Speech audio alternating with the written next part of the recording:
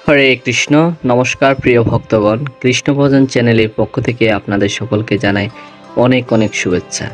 আমাদের সাথে থাকার জন্য আপনাদের অসংখ্য ধন্যবাদ।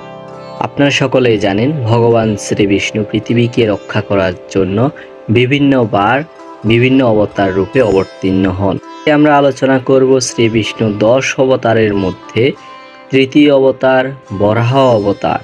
ভগবান শ্রী বিষ্ণু কিভাবে বরাহ অবতার রূপ ধারণ করে পৃথিবীকে প্রলয় থেকে রক্ষা করলেন।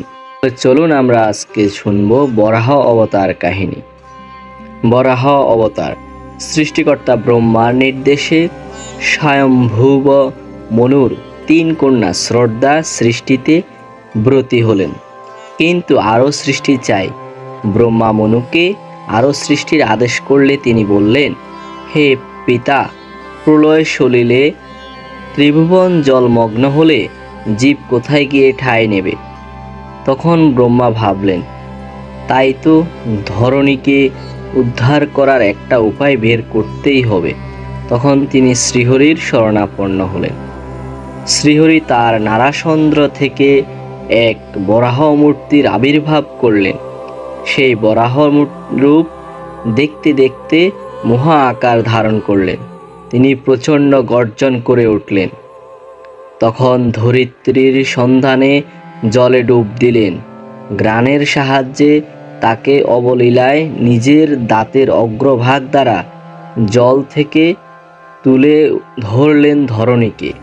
ভগবান বরাহদেবের কাজে বাধা দিতে ছুটে এলেন দৈত্যরাজ হিরণ্যাক্ষ। তিনি তার গদার আঘাতে দৈত্যের বিনাশ ঘটালেন এবং বরাহদেবের গায়ের রং ছিল তখন নীল। ব্রহ্মা ও অন্যান্য দেবতাদের বুঝতে দেরি হলো না যে ইনি স্বয়ং শ্রীহরি বিষ্ণু। সকলে মিলে তখন তার স্তব করতে শুরু করলেন। একদিন দক্ষ কন্যা দিতি কামস্বরে পীড়িত হলেন। তিনি স্বামী কশ্যপের কাছে এসে হাজির হলেন। তার কাম পীড়া প্রশমিত করার জন্য স্বামীকে আবেদন জানালেন, কিন্তু মহর্ষি কশ্যপ রাজি হলেন না। তিনি দিতিকে নানা ধর্মতত্ত্ব শোনালেন, কিন্তু দিতি নাছোড়বান্দা।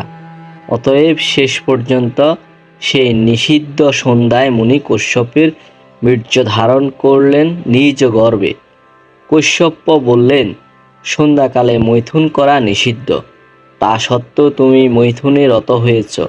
যেহেতু তোমার চিত্ত পবিত্র ছিল না, তোমার অভিশপ্ত ওই গর্ভ হতে 2টি কুলাঙ্গার পুত্রের জন্ম হবে। তারা ত্রিলোকের সকলের দুঃখের কারণ হবে। ভগবান শ্রীহরির দ্বারা তাদের বিনাশ হবে। তবে ভগবানের প্রতি এবং স্বামীর প্রতি তোমার অবিচল ভক্তি আছে, যার প্রভাবে তুমি এক নাতি লাভ করবে, যে হবে শ্রী বিষ্ণুর মহান ভক্ত। স্বামীর মুখে এই কথা শুনে দিতি মনে মনে অত্যন্ত দুঃখ পেল। পরক্ষণে ভগবৎসল নাতির কথা শুনে তার মন খুশি হলো। 100 বছর ধরে দিতি কশ্যপের বীর্য গর্ভে ধারণ করেছিলেন। সেই গর্ভের তেজে চারদিকে অন্ধকার নেমে এলো। ঢাকা পড়ে গেল চন্দ্র সূর্যের মুখ। দেবতাগণ বিচলিত হলেন। অন্ধকারের কারণ জানতে চেয়ে ব্রহ্মার কাছে দেবতারা ছুটলেন। ব্রহ্মা বললেন, আমার 4 পুত্র সনক, সনদ, সনাতন ও সনকুমার। তারা যোগ শক্তির প্রভাবে চিজগতে বৈকুণ্ঠ লোকে হাজির হয়েছে। তাদের দেখে মনে হয় 5 বছরের বালক। আসলে তারা সমস্ত জীবকুলের মধ্যে সবচেয়ে বয়োজ্যেষ্ঠ ও আত্মতত্ত্ববেত্তা। তারা দিগম্বর হয়ে স্বর্গের প্রবেশদ্বারে এলে বাধাপ্রাপ্ত হয়। জয় ও বিজয় নামে 2 প্রহরী তাদের ঢুকতে না দিলে তারা রেগে গিয়ে অভিশাপ দিল, তোমরা এই মুহূর্তে দানব বংশে জন্ম নেবে। জয় ও বিজয় তখন কান্নায় ভেঙে পড়ল। তারা সেই 5 দিগম্বরের পায়ে পড়ে মাথা খুঁড়তে লাগলো, কিন্তু মুখ দিয়ে যা বেরিয়েছে তা তো আর ফেরত নেওয়া যায় না। কিন্তু এর উপায় স্বয়ং ভগবান শ্রীহরি মুশকিল আসান তিনি আবির্ভূত হলেন। তিনি চতুর্শনকে দর্শন দিলেন এবং বললেন, তোমাদের যথোপযুক্ত অভিশাপ দিয়েছ। তারপর দুই প্রহরীর দিকে তাকিয়ে বললেন, তোমরা শান্ত হও, আর আশীর্বাদে তোমরা আবার এই স্বর্গপুরীর দাঁড়ি হয়ে ফিরে আসবে।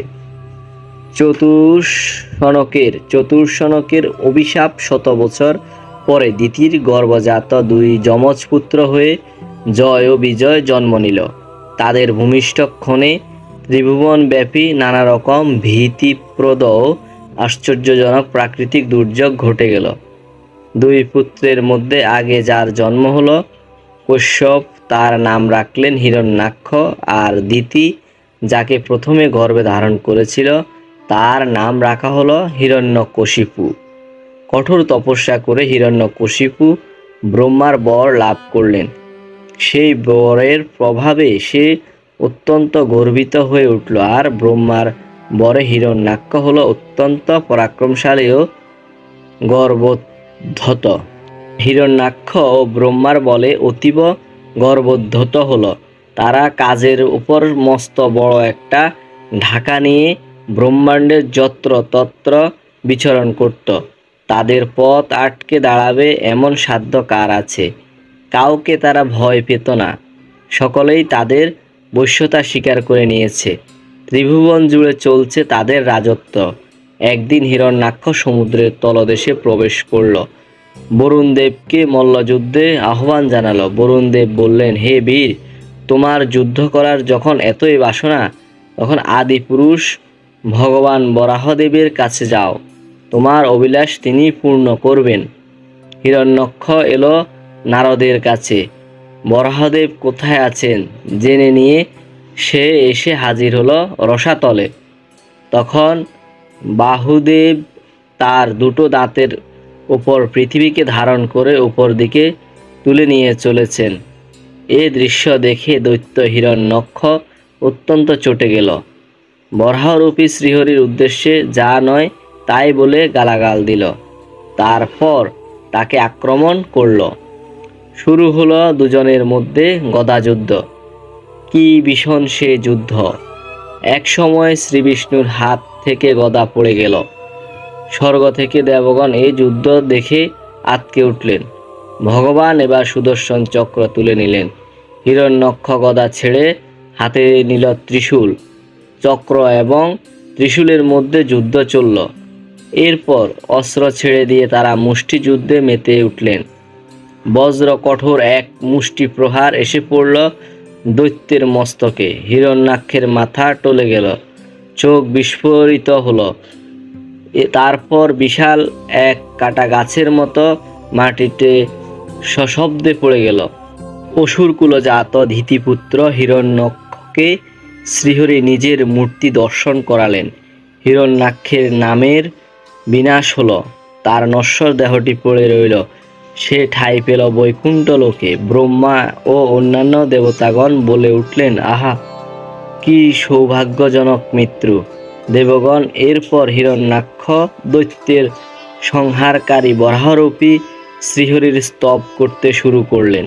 এইভাবে ভগবান শ্রী বিষ্ণু বরাহ রূপ ধারণ করে দৈত্যরাজ হিরণ্যাক্ষের হাত থেকে পৃথিবীকে রক্ষা করলেন এবং প্রলয় থেকে সমগ্র সৃষ্টিকে রক্ষা করলেন। এইভাবেই শেষ হলো শ্রী বিষ্ণুর বরাহ অবতার। সকল কৃষ্ণ ভক্তের প্রতি বিনীত অনুরোধ, আমাদের ভিডিওটি ভালো লাগলে অবশ্যই একটি লাইক এবং কমেন্টস করে জানাবেন। যারা এখনও আমাদের চ্যানেলটি সাবস্ক্রাইব করেননি তাড়াতাড়ি সাবস্ক্রাইব করুন এবং প্রতিদিন এরকম ভিডিও দেখতে থাকুন। হরে কৃষ্ণ।